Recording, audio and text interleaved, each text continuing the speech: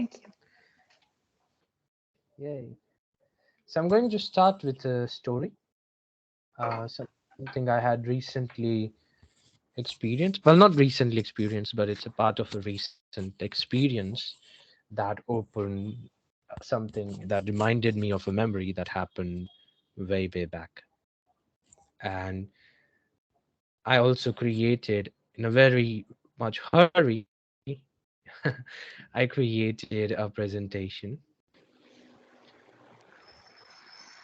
and it's called funny. It's called the Korean nail clipper. Okay, interesting. Yeah. So it's a wonderful story, and it will show us a little bit about branding, a little bit about marketing, and a little bit about everything in between, about life in general. Okay. So I thought, before we started the workbook, let's start with the story. So the story has a background. It has to start with a backstory to set the context. So a little bit about my life in 2018. I was an engineering graduate. I knew a lot about product design, design thinking, all the latest technology, field innovation, research, things like that, everything that's going on. And I was constantly thinking about everything in terms of that, just the latest, newest, biggest things. And that was a good thing that helped me in academics. But as I entered the more practical side, as I had a corporate job, uh, it didn't work. It didn't help me, because everything was just so backward in the industry. Like, they were not up to date. And so it was really a disappointment. And then, the job was a little bit abusive, as you already know, so I don't need to go into that. I had to I quit. And when I quit the job, I was still in the same sort of mindset, and I started freelancing.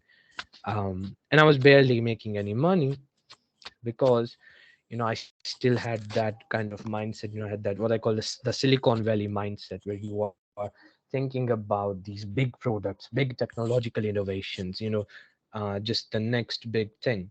And you think about research, you think about technology, you're thinking about these multi-billion dollar corporations, and you're thinking about Facebook and YouTube, and things like that. So I was still in that mindset, and so I wanted to learn it all. And I kind of wasted like a year and a half on just learning different things. Um, Meanwhile, earning nothing. The only way I survived was because I was living with my parents, so I didn't have to worry about paying the rent or paying for food or anything. Um, but it wasn't a good strategy. And I know this doesn't paint me in very good light. In fact, it's the story of failure. It's a story of downfall. But then something happened. And recently, for last few months, I've been studying more about branding and marketing and things like that in much more detail, and about selling. And well, one thing I'd achieved is I've never had a sales call that I had not closed. Never happened. If I entered a sales call, I've always closed it. Uh, and I've entered over, I think, over a dozen sales calls by now. In just these last several months. So I'm not even counting anything before that. But even before that, I have not had any sales call that I had not closed. So that was, the knowledge side wasn't the problem. The technology side wasn't the problem. The reason, uh, what lacked and what was stopping me as an individual, or was stopping our agency from growing and reaching its full potential, was not really a technological or engineering or design challenge. It was more of a practical challenge. And so, these last couple of weeks, I've been thinking about this in much more detail, and it reminded me of an example. So this is a nail clipper. It's a very simple nail clipper with a catcher. So, it collects the clippings, and so you can throw them all at once. You don't have to worry about them just flying around. um, and if you can see here, it's made in Korea. It's nothing fancy, it's nothing high tech. It is just, it's just simple. It has a good grip. It works. And the funny thing is here, when we first bought it, I bought it like, I don't know, like over 10 years ago, or 10, 15 years ago. So you can see there is a little bit of rusting, corrosion going on. And when I first got it, my grandfather loved it. And he was like, oh, this is very nice. Korea is a good country. And he could not even locate Korea on a map. And neither could I. And I had no idea if Koreans were white or brown or black or purple or orange or yellow or green or whatever. I had no fucking clue back then what Korea is. But I still had this product in India, thousands of miles away, and it's a very simple product. The only good side is it works and it has a good user experience. So why am I telling this story? Right? Why am I telling this story? Because all this time, through engineering and through product design and through working in manufacturing, so on, I was constantly thinking about big products and big ideas and about knowing it all, doing it all, just trying to create the new biggest, fanciest thing with all the bells and whistles. But here, I had this nail clipper from Korea. I couldn't locate Korea on the map. And I had no fucking clue what kind of people lived there, what kind of people made that. But here I had a product. It's a very simple product. So how did they do it? Like, it's a very simple product, and they made it, and now they're shipping it all over the world. It's nothing high tech. It's nothing fancy, right? It's none of that. And Can they could still reach a global market. Go ahead. So I just wanted to add, actually, I would buy this as well, because usually, the typical nail clippers, they have just the metal part, and if you just shower, because usually you cut your nails after you shower or something like that, and often your skin is very moist, or if you put like lotions or something on it, even if it absorbs in your skin, it's still slippery. And what I hate is that I can't really cut my nails after taking a shower because they are like pure metal. I think they are made in Germany. They are good. Like I had them for many, many years, but still, I hate that they don't have the like non-slippery part. So when I use the normal, just like all metal things, they oftentimes they have the tendency to slip, and sometimes like not often, but sometimes I would like either like not cut myself, but like I would have like tiny abrasions, and that like would annoy the hell of me. And I really like it. This is not too big, not too small. I like the color, and plus it has the plastic part with the lines on it, so I think it would prevent slipping. No, Yeah. so I love it. It's simple, but I And love it. it will also collect the nail clippings inside. So you remove the plastic part and you can just wash that part. That's cool. That's cool. Yeah. That. Um, but it's a very simple product, right? It's not like something like Facebook or Netflix or Twitter, or it's not the next big thing. It's not like Meta. It's not like the new lens Yeah, yeah, yeah, yeah, Apple yeah, yeah. Apple came up. It's a very simple thing that solves a problem and that Mhm. meets a demand. And so that's really the secret of selling and marketing and branding. And then I kind of discovered this is a power of one. Because you have one problem solved, you have one niche, you have one offer, you have one sales system. You take 1 year and you combine all of this with one message. In a year, you could easily make 100,000, six figures, no doubt about it. Because you're focusing on one thing. And that's what I learned from this nail clipper, that they have just one simple product. They solve one simple product. They solve one simple problem. They solve it for one simple audience.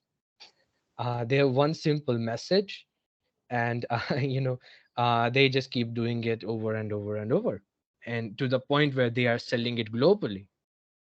Where I got it in India, I don't know when, like 15 years ago, I was quite young. I was like 10 years old, 12 years old. I had no fucking clue what Korea is and what kind of people lived there. But I knew the product. I saw the product. I saw made in Korea, and I thought, wow, Korea must be a great country. Hmm. And that in itself was a message, that experience shifted my perception, or even created a perception about a country I knew nothing about. And about the brand I knew nothing about. It's called Bell. Name of the company is Bell, I believe. Um, but it was just one simple thing, and it really touched. Uh, it just touched something in my heart. Of course, it didn't make my heart melt or anything. It wasn't that kind of dramatic, but it really made it memorable that I'm making a presentation on a fucking nail clipper in a branding meeting. Right? So this is the power of one. And you focus on one problem for one niche, and you create one offer, you create one sales system, you focus on it for 1 year, you integrate these all with one message, and you can easily earn 100,000. You could reach six figures. And if you're really good, make cancel that 100,000 and make it 1 million. It's so easy. It's been done. It could be done. It has been done. Mm-hmm. So then the challenge is not really coming up with the next great thing. It's about focusing on one target audience and one small problem, and just making sure that the solution you have really solves the problem and creates a great experience. And that's what product design is, that's what branding is, that's what marketing is, that's what human relationships are, really. You focus on one person and you make them feel that they are the only other person in the world. And that's the beauty of one. So we were talking about this, that your branding is about what you is the union of what you say and do and how you make people feel. And that's your brand. And the gap between these two is your scope, is your potential, is your um is your opportunity to improve your brand. And here, I didn't even know about these people. I had no idea of this, but I was just made feel certain way that made me realize what they did. And so, you asked me, is it possible that both circles could coincide? In this case, it did. Both circles were one.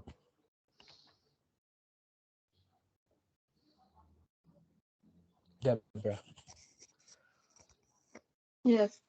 Yeah. So in today's, I'm sorry for this detour. In today's session, we are going to discuss about three things. We're discussing about the raison d'etre, which is, what is the problem you solve and why is it even important? Why does your business even exist? And if it stopped existing, what, how will it impact the world? Because if your existence or non-existence any doesn't make any difference, then you don't really have very good business to begin with. I'm not talking about you, I'm talking about in third person. And then we nail down our niche. So what is our target audience? Because if we are not targeting someone, we are actually targeting no one, right? Because we are just firing in air without any kind of aiming. And we don't want to do that. And then third thing is we will nail down your message, and your message is your means to break the ice, to grab the attention, and to make your audience care about your message and about what you're sharing or what you're selling. This sounds good? Yep. So that's it. This was very small presentation, very small story about a nail clipper made in Korea, found in India by a 12-year-old kid that impressed his grandfather. At the end, that made him feel happy. So now we can we can close this and we can move on to your branding, where we talk about your product and your services in your niche and your target audience and your message. Okay. So you too could Okay. make someone feel this good. How does that sound? Happy. Yay. And then if all works out, someday some kid growing up will make a presentation about you, Okay. right? So on that note, I would say let's begin.